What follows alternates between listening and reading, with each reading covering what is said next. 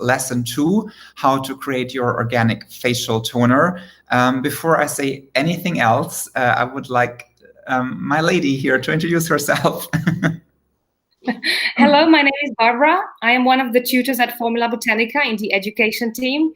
I joined as a student in about 2016. And even though I also wanted to become an entrepreneur and start my own skincare brand, the history just took a different turn and I became a tutor in 2018. Now it's been nearly 3 years. And I must say Formula Botanica definitely changed my life because it just made it much better. And I create my own skincare. And I'm very happy doing this and helping others to set up their own skincare brands and create their own products. I try to share my knowledge and experience. And at the same time, I am acquiring a lot of experience and I learn a lot from our students, from our community. So I think this is a perfect synergy and win-win situation for all of us, I hope.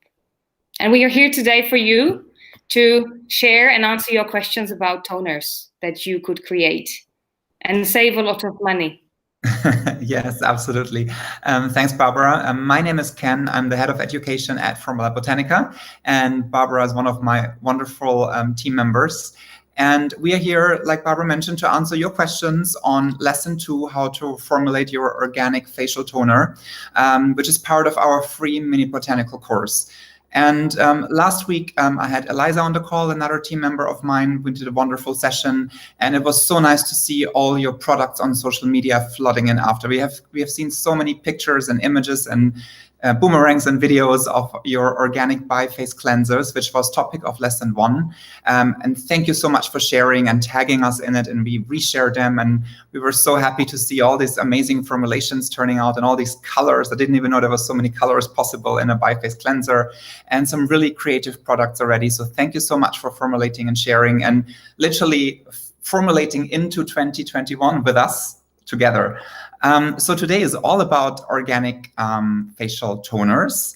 And I hope that you have watched lesson 2, which was made available on Monday. So I hope you have watched lesson 2 already. And I also hope that you have started to create your organic facial toners as well. I did see a few images already floating around on Instagram and our Facebook page. So please, if you start formulating those products, please don't forget to tag us and show off and share with us what you have created. I've seen lots of people saying hello already from all over the world. Someone from Bahrain. Hello, Sherry. I'm in Dubai at the moment, so Bahrain is just a neighbor. Hello. We've got someone from Malaysia in Kuala Lumpur. We've got people from Botswana, from Florida Keys. Never been there, always wanted to go. People from the UK, from Europe.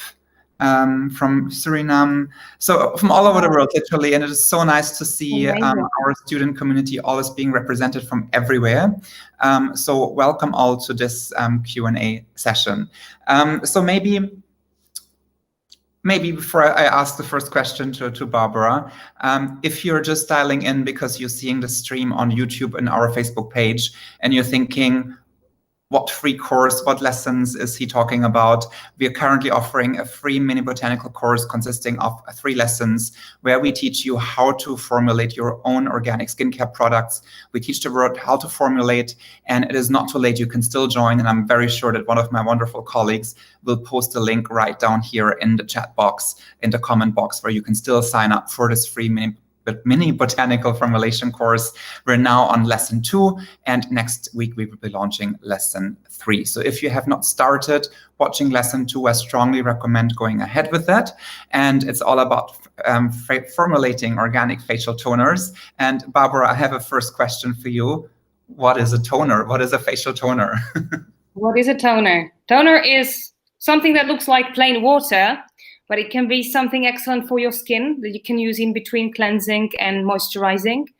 And it's something that can just freshen up your skin, and you can use it as a mist, or you can use it to get rid of the remnants or residue of your makeup or masks that you used before, or some other cleansing products.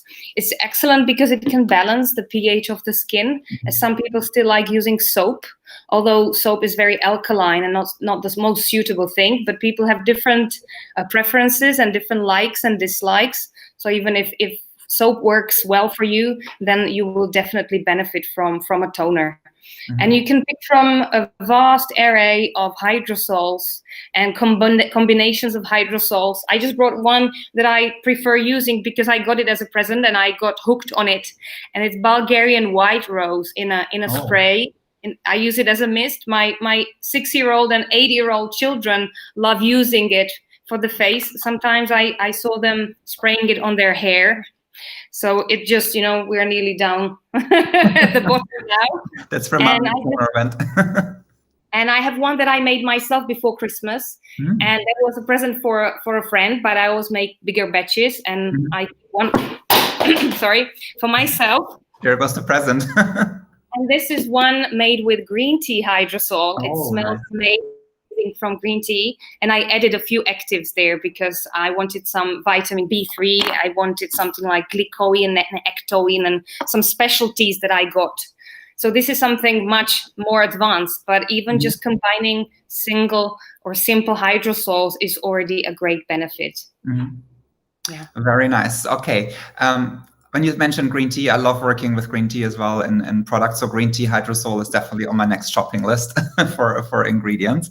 Okay, so just at everyone that's watching us live at the moment, if you have any questions about our lesson and the organic facial toners, please feel free to drop your questions into the comment box, into the chat boxes, and we will try and answer those questions throughout the live stream. If we don't get to them, we've got an amazing team also sitting there at the moment in the background, and they will get back to you. We also have some amazing blog posts that might match your question. So we've got a whole team here to support you if we cannot get to the questions in this live stream. But feel free to post them and we get through as many as possible. Yeah, there's one from Deli says, if I read it correctly, about the actual suitable pH. Yeah. Well, so thank you for doing this. Can I know what's the actual need of a toner if your cleanser is pH balanced? Well, you can just have a different toner with a different scent. You can just use it as a freshener. You don't necessarily need to get rid of any residues, so it can freshen up your skin. Yeah, so you can use it for that. And you can use it even just so. And actually, my personal preference was putting the rose water in the fridge. And it was in the summer when it was really very hot and I was driving somewhere. And even though I have air conditioning, I don't put it on every time. And I just had it with me and I just used it as a freshener, like a shower for my face. I was about to say it is so nice as well to have in a spray bottle to actually use as a face mist throughout the day. So just when you feel like you need to wake up or something fresh, I just find it very useful as well for that. Absolutely. And you can refill it in smaller bottles, keep it in your handbag, or I usually have it with me in my laptop bag and then just spritz it when I feel I need to wake up and refreshen. And you kind of get this nice scent from the hydrosols and it just wakes you up and it gives a really nice skin feel as well. Thanks for answering that question. So we created in our video a quite simple toner, and you will have seen that there is a quite basic formula, and then there is a more advanced one with more ingredients. And you also just mentioned that you can make it quite fancy if you want to. But obviously, we would recommend if you start formulating to start really simple. Try it out first before maybe something doesn't go right and then you wasted lots of ingredients. So always start simple, and then gradually, you work more and more ingredients in and look at what you want the product to do. But in the video, we worked, obviously the main ingredient in the toner was hydrosols. What actually is a hydrosol? Because when I looked at stores to purchase hydrosols, there is hydrosols, there is hydrolates, there is flower waters, there's blossom waters, which is probably the same as flower water. I'm not sure, but is there really a difference? Is it the same? Is one better than the other? I'm not sure. I'm asking you. So that's a question of terminology, because some people refer to the same thing and some people don't.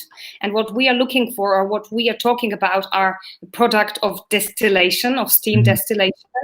And so hydrosol should refer to hydrolat. It should be the same.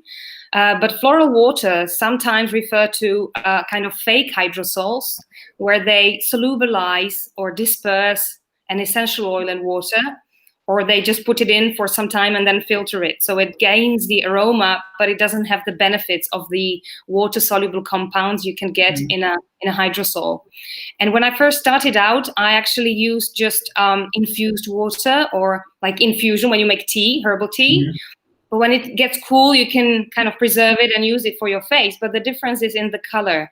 And when it looks like yellowish, brownish, and greenish, it really just doesn't look so fresh and nice and attractive. So that's one basic difference. And the other one is the concentration of the herbal plant matter in the hydrosol, because there is much bigger volume of the plant matter with the water in the water. So it's like 10 times stronger than tea. And I have this amazing book here I wanted to share and show you that I'm reading. And it's Susan Ketty's book on hydrosols as the next aromatherapy. Okay. And it lists actually many types of hydrosols, their different pH level. It mentions some kind of, what is it called? Unicorn hydrosols, which don't really exist because you can't really get them easily and you need to check properly. So you need to check the INCI name of what you are buying and getting, and it should be the floral water or the distillate. Or you can ask your supplier every time to make sure it's a true product of steam distillation. Yeah, and it really smells beautiful, and it has the healing benefits, although we can't make any claims.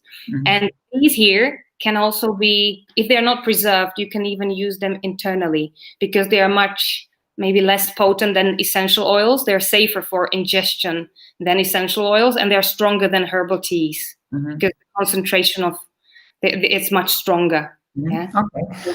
And so you mentioned that you worked with green tea hydrosol, yeah? And is there any other hydrosols that you worked with that you can really recommend where you thought these are good? I am a proud owner of a copper still that my husband got me 2 years ago. So we distilled our own lavender. But funnily, I don't know what botanical type we have, but it's not suitable for everything. And I can't use like 60% for lotion because the aroma is too strong. I even use it for ironing, but it's again very strong. So I would dilute it definitely. But I used the lavender hydrosol when I was making lavender syrup from normal sugar or brown sugar. And that I just gave like a shot into a 4-liter pot of the syrup, and the taste and the smell was just much more intense. And when my sister-in-law was making the same recipe syrup, but without the hydrosol, she just said, how come your syrup is much better than mine? So we were making lemonade in summer, and just that hydrosol one was much better and much more intensive. So I could start another business selling syrups. Well, if we can travel again this summer, I will stop by your house for so that's one of them that I actually use because I need to use it up. And I often come across, and I often use witch hazel because it's very tightening. And it's excellent. Actually, I just noticed this a question about acne and pimples. Yeah. Witch hazel is one that can help this because acne is often connected with a combination or oily skin, teenage skin, and this can help to tighten the pores, tighten the skin. And yeah, this is a good choice for teenagers and acne-prone skin. And I also work with like yarrow, and I work with, jasmine. Jasmine, there is a question if this is a true hydrosol, because jasmine is never or very rarely steam distilled, as the yield would be very low, and it's only made into an absolute. And one other book I brought to show you is a handbook, and this explains how actually essential oils are made and how they create the other extract, like you need to make so-called concrete and absolute and different stages of this extraction, and enfleurage, that's a special French word, where you put the petals of the flower into some kind of coconut oil and you get very scented oil instead. So these are different procedures and methods, how you can extract the beautiful aroma or other benefits and phytochemicals from the flowers and herbs and different parts. Linking to that, maybe because you just explained also that you have that you can make it yourself. I've got a question here which comes from our YouTube channel, and the question was: if I make hydrosol at home, do I still need to add preservative to it, even though I'll be adding preservative to the end product? What do you think of Well, that? you definitely need to preserve your product because it's aqueous, there is water, and it would go bad and moldy very quickly. So it depends how long you store this hydrosol. What you can do is make the hydrosol and then kind of combine with something else and create your toner and preserve it immediately, which is the best choice because you do not need to add extra preservative steps. But what I do sometimes is to pasteurize the hydrosol, which is not preserved. And then once I open it, I try to use up the bottle quickly as possible, or I add preservative afterwards. Because as I was very much against preservatives at the beginning, we made our own mint hydrosol, which is excellent. I was planning to make hair mist and mouthwash, rinse, but it was in the summer and it went bad in 20 or 48 hours. We could already see it blooming, and so it went bad really quickly. So rather have a preserved one, and don't be afraid of preservatives as much, as there is a lot of stigma attached to it. But it's more of a brainwashing because the preservative is not the worst evil. It's something to protect you and your product from something much worse, because even the mold is natural as such, right? So we just need. That's true. So obviously, good tips here. But obviously, if you're just starting off with formulation, you probably will not start off with making your own hydrosols. So you can buy already preserved ones. It's very easy to work with. You get in all sorts of fragrances from all sorts of plants. If you are more advanced and you maybe also live in an area where you can get certain plants very easily, so you must have lots of lavender around, for example, then maybe a chance later on to look into making your own as well. But for the start, you can purchase hydrosols all over. We have our supplier guide or a mini supplier guide in the course as well, where you can have a look and try and source some suppliers as well in case you can't find them in your shops. I'm just scrolling through the questions, Ruth. If my eyes are wandering, I'm kind of reading at the same time. But maybe then let's move from hydrosols. We got some good ideas there. Let's move on to the other ingredient that we have, which is glycerin, right? We're also using glycerin in the toner. What does glycerin do? Why do we use glycerin in a toner? So I personally don't use it as much in a toner, but I sometimes use it when I add either, not a gum, but I use for this one a powder that I need to dissolve, and it works better in the glycerin. And it's a humectant, so it draws moisture, and it can give more like a better glide when you remove makeup, for example. So it can help with this. And I also dispersed something called inulin, which is a prebiotic.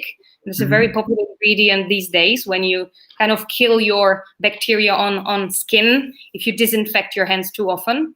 So it's something that should provide kind of good environment for the healthy bacteria on our skin. And there is one other book, but that's the last one I brought, which is called Remarkable Life of the Skin, that I got on, I think, Book Depository or Amazon, I don't know. And it's an amazing book because it's on one hand, it's like encyclopedia, a lot of new information, which is scientific, but it's a lot of factual kind of curiosities about people having tattoos, people having skin, these light patches on the skin, which is vitiligo thing, and how we perceive others based on the skin. And even though you want to like people for what they are inside and their personality or friendliness, and if you don't want to judge people by their skin, you subconsciously still do. And you would like somebody with nice skin much more than somebody who is all freckled or somebody, with acne skin. So it's interesting, these different angles of how we look at people. Like some people love tattoos. Some people just say, oh, it looks like somebody from prison. So there are different, opinions, their polarity.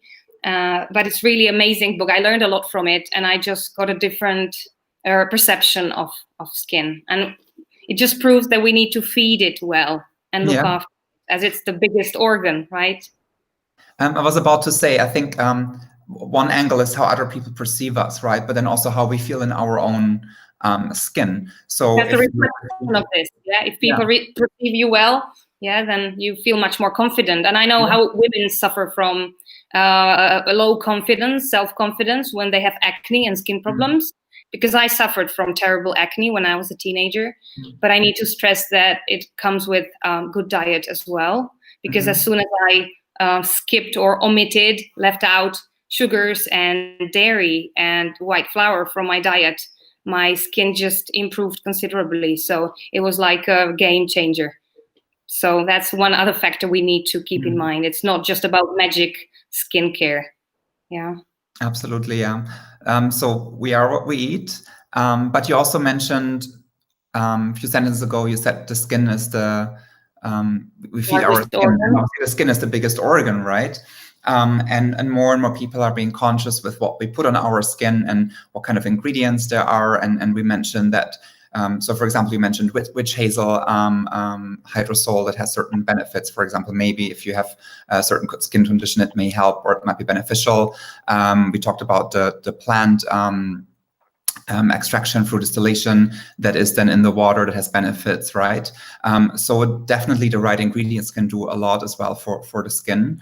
When we look at the toners, we discussed the hydrosols. We discussed some benefits of the glycerin and why we maybe use glycerin in the toner or maybe not.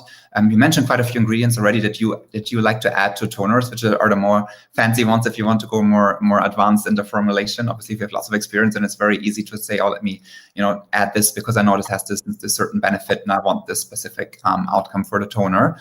But if we look back at the video, so we have the hydrosol, we've got glycerin, then we have used preservative in there, and we already touched on that it's important to preserve your products. So even though if your hydrosol already come preserved, you still need to add a preservative at the end because it won't be broad spectrum enough. Someone was asking what kind of preservative they should be using. Let me see if I find the question. Yeah, this is an important point. It should be water soluble, because as long as there are any oil soluble or lipophilic parts, then you need to add an additional solubilizer, which we do not cover in this mini course.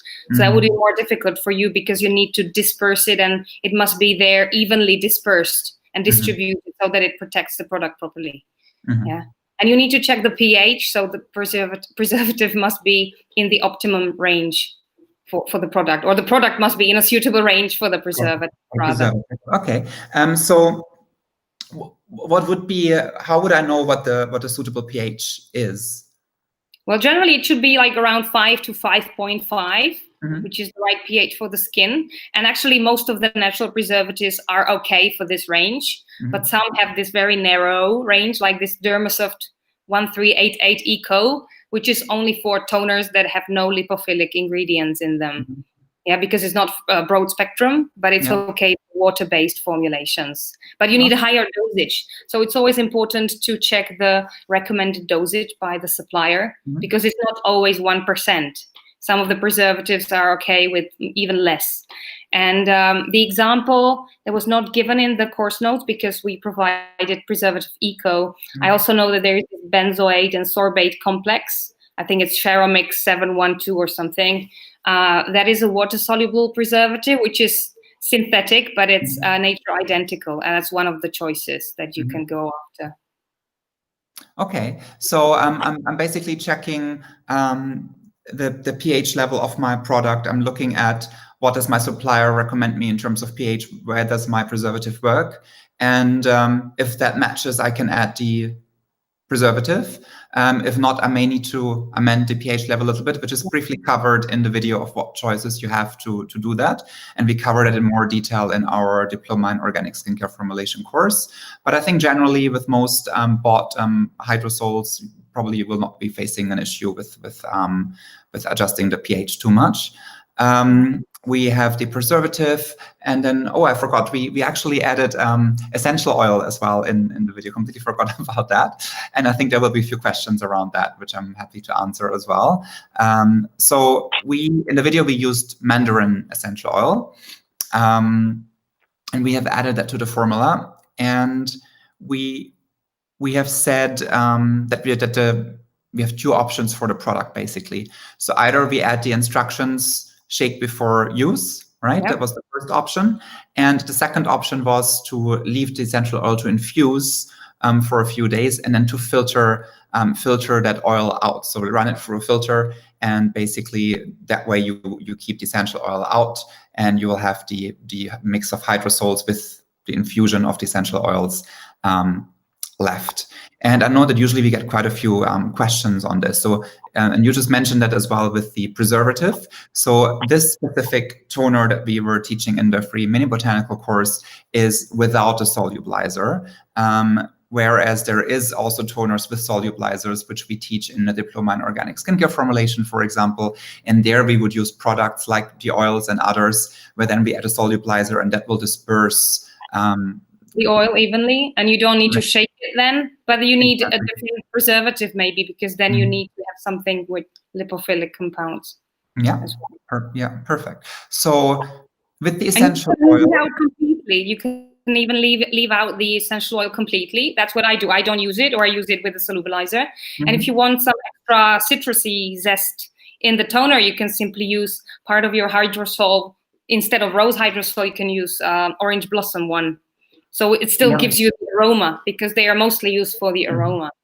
So you can leave out, because again, not just generally said 0.5% essential oil is safe, because it depends which oil you're using.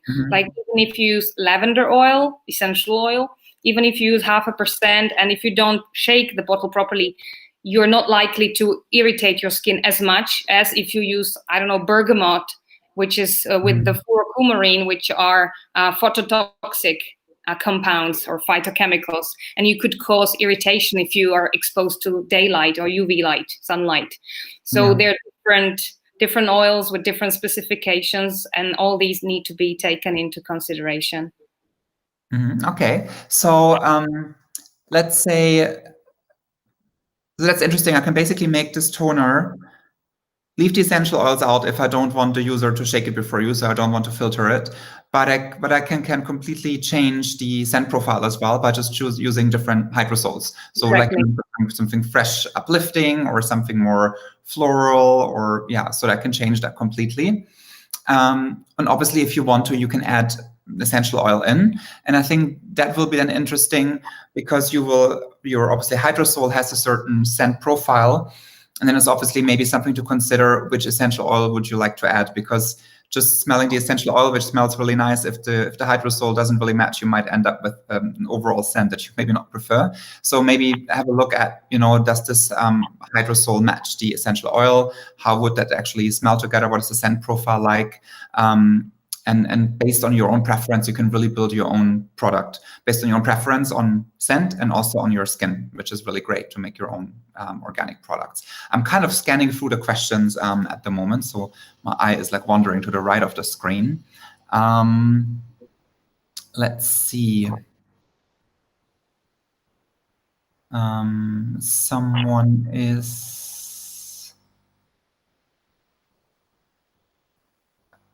asking if filtering the essential oil. Caroline is asking, does the formulation need to be stored away from light until you filter? Well, I would say generally products benefit from being protected from UV light. So even if I do store these in transparent bottles, I have them in a kind of darker room. But especially essential oils as such need to be stored in a darker place. And it also depends. Well, you normally buy these in transparent bottles, so I don't think it really damages it so significantly. But generally UV light will degrade the product with time. So you can consider the packaging. If you have darker bottle, it's a safer one, but especially essential oils as such need to be stored in a cool and dark place, and in smaller bottles, because they can oxidize quickly. Oh, okay.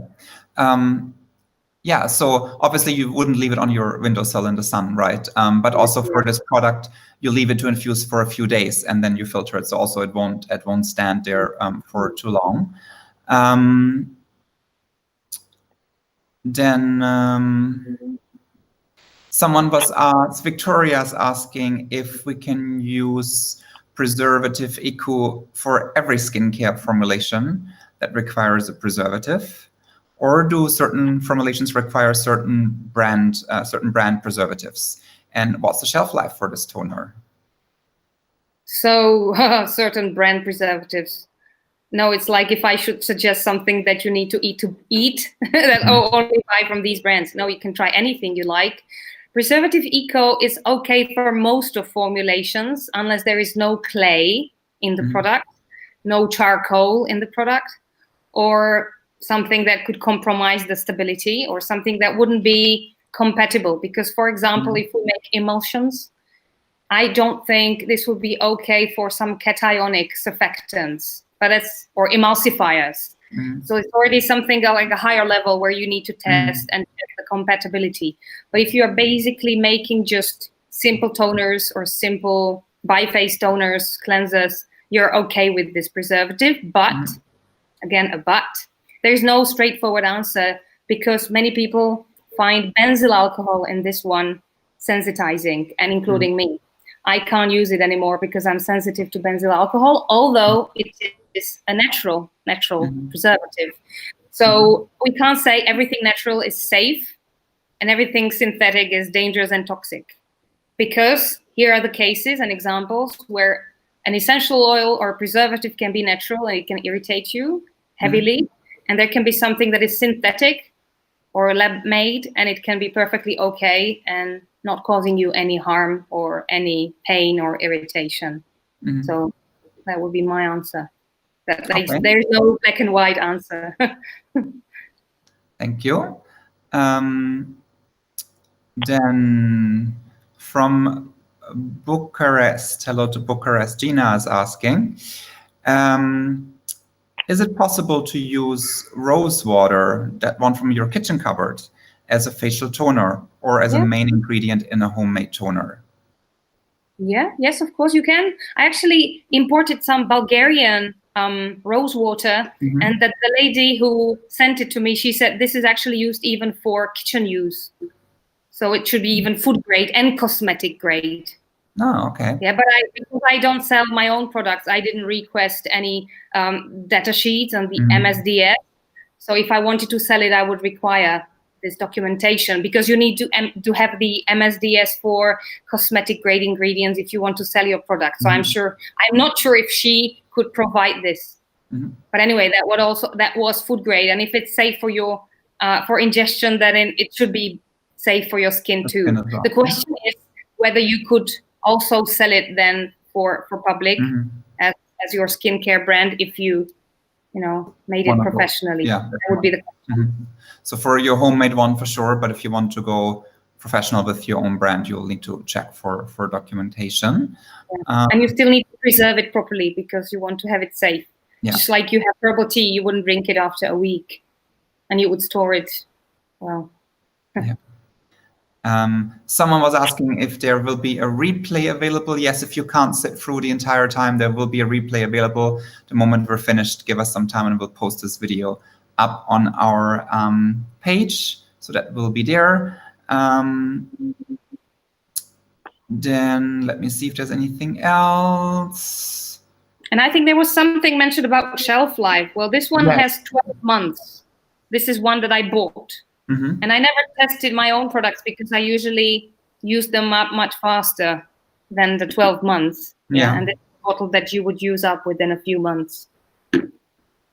Yeah, there's another question about the shelf life just now coming in from Ariana as well. The toner we were thought to make can last for how long? So if it's well preserved, it could last for a year. But usually you use it up faster, and I hope you will, and you will enjoy it. Yeah, I think it also depends, obviously, what kind of ingredients you use, right? And how they were stored. And then someone, let me see.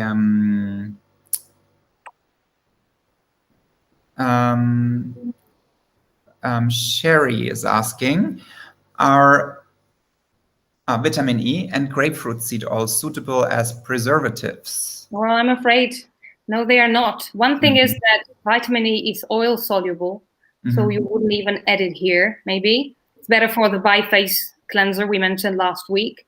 And these are just antioxidants, so they can prevent your oils in formulations that contain some oils. They're not preservatives. You need something else. Okay, so not a preservative. These are your antioxidants, so please use a preservative. Then we have Noya is asking, the organic toner with no preservative can last a year. No, Noya. No. Obviously. It's preserved, yeah, so it needs to be preserved. Yeah, because if you don't, you could have it going bad within like 48 hours. Yeah, if you keep it in the fridge, it won't last anymore. And you would actually detect the smell, that it's horrible. It could change the color. And hydrosols start so-called blooming, which is like you have something like a medusa inside. Oh, it sounded nice for a second. Contamination. So you can get hold of so-called dip slides and make your own microbial test at home if you want to make sure that your hydrosols are still safe to use. Okay, thank you for that, Barbara.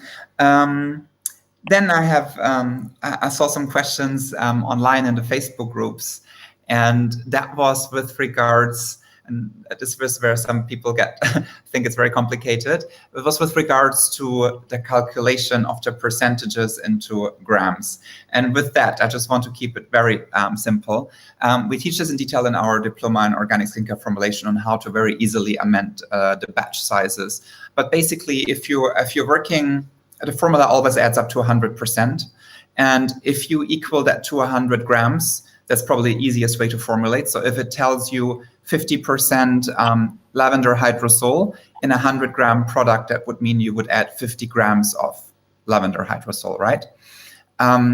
If you then, 100 grams of a product is too much for you to make, you want to try a smaller quantity first, I would simply half the recipe. So you're making still 100% of the formula, but you're only making 50 grams. So that would mean then rather than 50 grams of lavender hydrosol, you would only use, trivia question, 25 grams of the lavender hydrosol. So you just half it. It's probably the easiest way. If you don't want to make 100 grams of the product, make half of it or even a quarter. So you just divide it by 2 or you divide it by 4. That's the easiest to start off with, and then worry about other batch sizes later on. So I think for now it's about formulating, exploring different ingredients, exploring the products, having fun with it, trying to see what happens if you maybe add a different hydrosol or if you add a different glycerin or a glyceride even.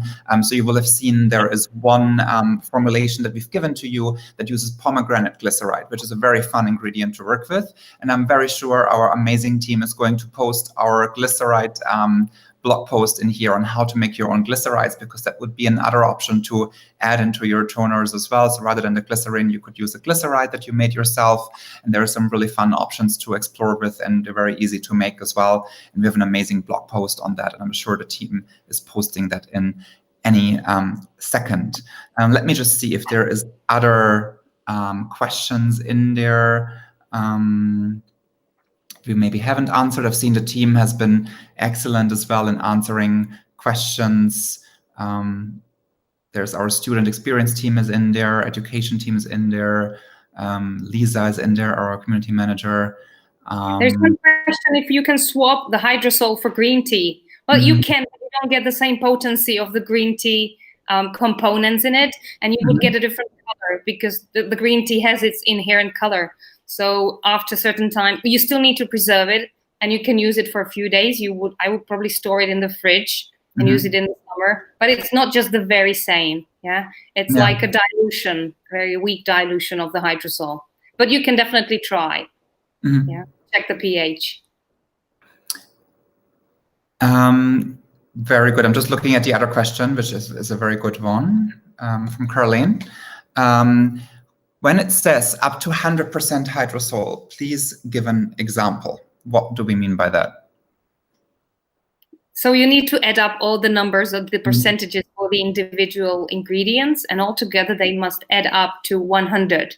So if there's 50% rose hydrosol, 40% of another hydrosol, let's just remember this, 50 and 40, and 5% some other hydrosol, and 4% of glycerin, then you end up with 1% preservative. But sometimes you need a different preservative with a different dosage. And if you replace from this formula, 1%, you use 4% of another preservative, then you need to take away from those 50% and use only 46 or 49, 48. So altogether, you need to calculate the percentages, and they all have to make 100%, because you still have one pizza. You cut the pizza into 10 pieces or 20 pieces, it's still one pizza altogether, right? So imagine 100 pieces is like one pizza. This is how you can tell that Barbara has been homeschooling last year during lockdown, right? And I often repeat myself comparing skincare formulating to cooking, because that's what people can relate to. And you're creating skin food, basically. So you need to consider that if you want to produce or make things for your friends or family, people have different tastes, different preferences. And what somebody loves, somebody will say, oh, I will never eat this, and I don't like it, it's terrible. So get ready for reaction of your friends and guinea pigs, that not everybody will like everything. Yeah. This is it. Opinions are like noses. Everybody has their own. Yeah, absolutely. Thanks for answering that, Barbara. Yeah, I think I can't wait to see all your toners. So again, if you haven't watched lesson 2, why not? Please go get to it, watch lesson 2. And if you haven't watched lesson 1, please get that done as well. Watch lesson 2, start formulating your organic facial toners. Do it this week, get your ingredients, start formulating, give it a try, see how it feels, see how it smells, try it on your skin, give it to your family that's perhaps in lockdown with you at the moment, depending where you are. Go to your friends to try, see what they say, see what you feel when you try your own self-made organic products. And then what will happen is next week on Monday, which is the 11th of January at 9 a.m., lesson 3 will become available of our free Mini Botanical course. And in lesson 3, we will teach you how to make an organic facial serum. We will then have another live Q&A session on this serum lesson, which will be next week, Wednesday, also at 4 p.m. UK time. And my colleague, Lorraine and Brooke, will be doing the session. And at the same time, the moment lesson 3 comes live next week, and you have worked through lesson 3, you can do the end of course quiz, and you can receive your certificate for the mini course, which you then can print and download, and you can take selfies with and upload it on LinkedIn and on your websites and wherever you want. I still have mine. I will show it next week. I'll bring it with. So really get formulating if you haven't done so. If you haven't subscribed to the mini course, again, the link will come now from my colleagues. Please don't forget to sign up. If you haven't, you can still take part in our free Mini Botanical Formulation course. Start formulating, start doing lesson 1, start doing lesson 2, and then be with us next week on Monday when lesson 3 becomes available. Work through the content, and then we will look forward to seeing you next week, Wednesday, for the live Q&A for our last lesson, lesson 3, on how to formulate an organic facial serum. Barbara, thank you so much. You're welcome. It was a lot of fun. We have actually never done one first one, so thank you so much for that. And what does your badge say, by the way? Actually, I love my job, or I enjoy what I do. Oh, nice. I need a badge like that, so I can wear it as well for the next session. Well, have a lovely evening. Thanks for your time. Thanks for the Q&A. And to all of you out there, keep formulating. Let's formulate through 2021. Everyone can formulate, and we teach you how to do it. Any questions, collect them for the next live session, which is next week, Wednesday. Thank you so much, and enjoy your afternoon, evening, morning, wherever it is that you are in the world. Thank you so much. Thank you. Bye-bye. Bye, everyone. Bye.